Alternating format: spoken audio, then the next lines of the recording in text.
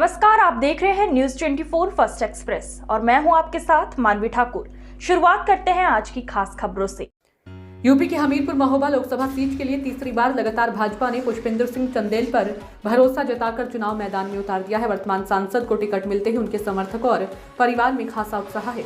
उनके आवास में ढोल नगाड़े बजाकर जमकर पटाखे फोड़े जा रहे हैं। सांसद ने तीसरी बार टिकट दिए जाने पर पार्टी के पदाधिकारियों का आभार जताया। उनके समर्थकों ने लोकसभा क्षेत्र में किए गए विकास कार्यों की बदौलत तीसरी बार फिर जीत का दावा किया है। आपको बता दें कि हमीरपुर महोबा लोकसभा सीट का दायरा 3 जिलों में फैला है, जिसमें हमीरपुर के साथ महोबा और बांदा जिला भी शामिल है। इस लोकसभा सीट में 5 विधानसभा सीटें आती हैं, जिसमें हमीरपुर जिले की हमीरपुर और राज विधानसभा, महोबा जिले की महोबा और चरखारी विधानसभा के साथ बांदा जिले की तिंदवारी विधानसभा सीट शामिल है। इस लोकसभा सीट में करीब 15 लाख मतदाता हैं, जो प्रत्याशियों के भाग्य का फैसला करते हैं। 2014 और 2019 में भी यही पुष्पेंद्र सिंह चंदेल भाजपा के टिकट पर चुनाव लड़े और दोनों चुनाव में 2 लाख से ज्यादा वोटों से जीते थे। अब एक बार फिर से भाजपा ने अपने 2 बार के सांसद पुष्पेंद्र सिंह चंदेल को तीसरी बार चुनाव मैदान में उतार दिया है। 50 साल के पुष्पेंद्र सिंह चंदेल महोबा जिले के रहने वाले हैं और छात्र जीवन से ही भाजपा से जुड़े हुए हैं। इनके पिता सरकारी सेवा में थे। 2014 के लोकसभा चुनाव में भाजपा ने अप्रत्याशित ढंग से बड़े बड़े दावेदारों को दरकिनार कर युवा चेहरे पुष्पेंद्र सिंह चंदेल को टिकट देकर सबको चौंका दिया था। पहले चुनाव में पुष्पेंद्र सिंह चंदेल ने सपा प्रत्याशी विशंभर निषाद को करीब 2 लाख मतों से हराकर जीत दर्ज की थी और फिर 2019 के चुनाव में पुष्पेंद्र सिंह चंदेल ने बसपा के दिलीप सिंह को भी करीब 2 लाख वोटों के अंतर से हराकर जीत दर्ज की थी। अब भाजपा ने 2024 के लिए भी इन्हीं को प्रत्याशी बनाकर तीसरी बार इन पर भरोसा जताया है। पुष्पेंद्र सिंह चंदेल लोकसभा की कार्रवाइयों में 100% उपस्थित रहते हैं, सरकारी कार्यक्रम और पार्टी के कार्यक्रमों में दिखाई देते हैं। पुष्पेंद्र सिंह चंदेल का टिकट घोषित होते ही उनके परिजनों और समर्थकों में खासा उत्साह है। यही वजह है कि उनके आवास पर जमकर ढोल नगाड़े और पटाखे छोड़े जा रहे हैं और सभी उत्साह में दिखाई दिए। बीजेपी के शीर्ष नेतृत्व के द्वारा उन पर फिर भरोसा जताने पर उन्होंने कहा कि तीसरी बार जिस जिम्मेदारी के लिए आगे बढ़ाया है उसके लिए पार्टी का आभार है।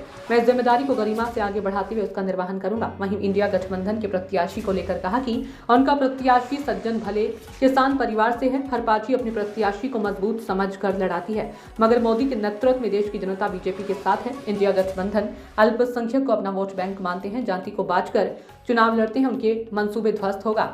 सभी जाति और धर्म के लोग भारत माता को शिखर पर पहुंचाने के लिए बीजेपी के साथ है। अभी बहुत से काम रह गए हैं, इसलिए देश की जनता बार बार मोदी को प्रधानमंत्री बना रही है और तीसरी बार भी मोदी ही प्रधानमंत्री बनेंगे। समाजवादी पार्टी का प्रत्याशी को चुनाव लड़ता पड़ता है, बल्कि बीजेपी में हर कार्यकर्ता चुनाव लड़ता है।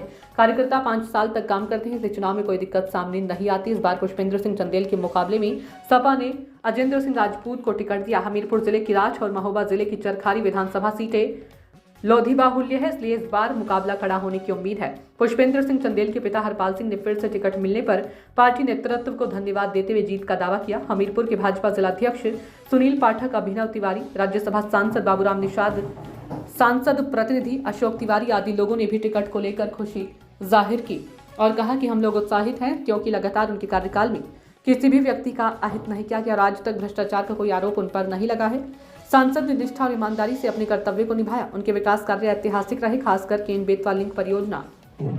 मैं सबसे पहले पार्टी का आभार प्रकट करता हूं, अपने सभी कार्यकर्ता पदाधिकारियों का आभार प्रकट करता हूं, अपने हमारे विचार परिवार जिससे हम लोग सीख करके सामाजिक क्षेत्र में भारत माता के लिए काम करने का मन में विचार रख करके हम लोग निकले।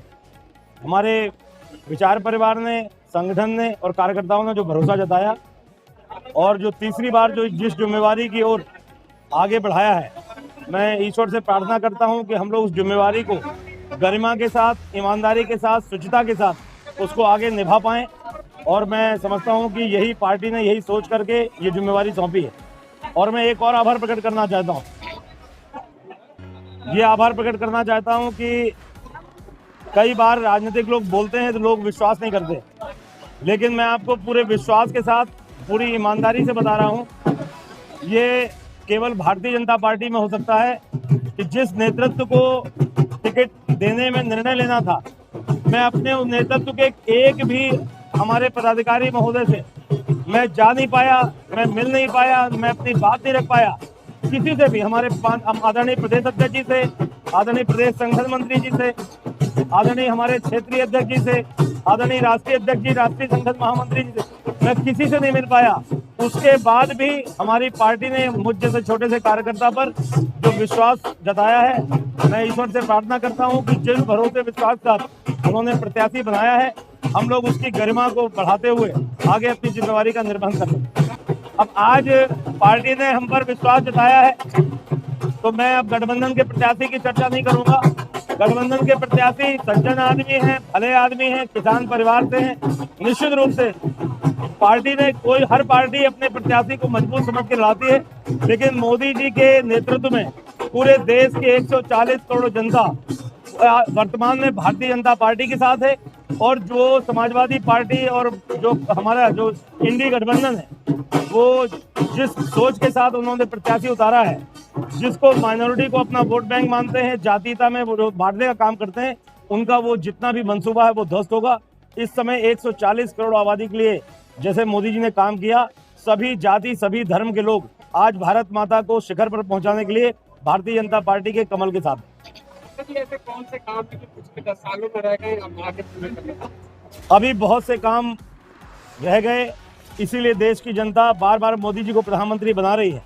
मुझे पूरा विश्वास है तीसरी बार मोदी जी निश्चित रूप से प्रधानमंत्री बनेंगे, और जो 140 करोड़ जनता जिसके मन में जो भाव है, जो राष्ट्र निर्माण के लिए, भारत माता के लिए और अब देश के एक एक नागरिक के उसके लिए उसका कैसे जीवन स्तर ठीक हो, अगली पीढ़ी कैसे श्रेष्ठ बने, इस दिशा में मोदी जी और भारतीय जनता पार्टी की सरकार जो कार्य करेगी, अगला ये कार्यकाल बहुत ऐतिहासिक होगा और पूरी दुनिया में भारत को श्रेष्ठता के शिखर पर ले जाने में बहुत दूरगामी परिणाम होंगे।